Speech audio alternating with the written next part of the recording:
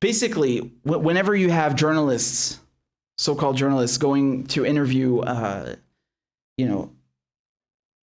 people that the United States considers part of the so-called axis of evil, they suddenly grow a pair. They suddenly grow a spine. They suddenly have balls. And they start talking in a way that you don't see usually, right? So you'll see this, again, I've completely forgotten his name, but in 2016, you had an NBC interview with Bashar al-Assad, and I forgot the host's name, but, he was very confrontational, right?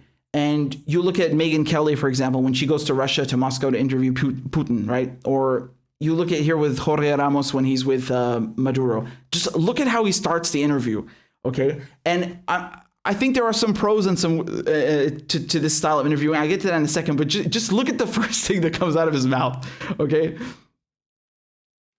Reconocieron esa elección. Fue una elección en la que usted sabe, usted no es el presidente legítimo. Entonces, ¿cómo le llamo? Para ellos, usted es un... Have you ever seen an interview like that? You know you're not a legitimate president. People call you a dictator. What should I call you? Yo, do you think Jorge Ramos would ever say that shit to any other any other leader in the West? You fucking know the answer. You know he would not dare say that, right? He would never say that. Now, you could say that the pros to this kind of talk. I think it's going a bit over the limit. You're not supposed to coddle politicians, but at the same time, if you look at the British style of interviewing, you remember, for example, Andrew Neil with Ben Shapiro. I mean, Ben Shapiro wouldn't last 2 minutes in the UK, right? And he literally didn't. He was shredded to pieces. Andrew Neil is a right winger. I mean, he's friends with Rupert Murdoch, who created Fox News. So I don't know how much more right-wing you can get. And then Ben Shapiro got so, he cried like a baby and stormed off the set. And he called him a lefty.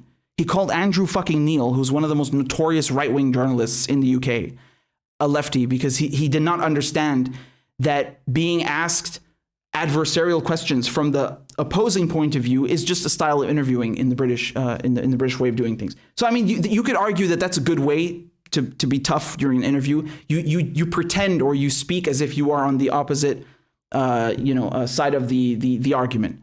It's adversarial. Okay, I can understand that. And by the way, if you haven't seen that one with Andrew Neil, go watch it. But it's just interesting how they only do that. These journalists, they only do that when they're talking to foreign leaders, right? That the U.S. does not like. They won't do that to a French president, for example. They won't do that to, a British prime minister. No, they'll do it to Bashar al-Assad. They'll do it to Maduro. They'll do it to Putin. But as soon as they go back to the U.S., they won't ever speak the same way to, Joe Biden, for example, and not even the president, any politician, a senator or a congressperson. They won't speak to them that way. It's incredible. It's incredible. It really is. Right? So, I mean, to be fair, you have seen some of them do it to Trump, to be fair.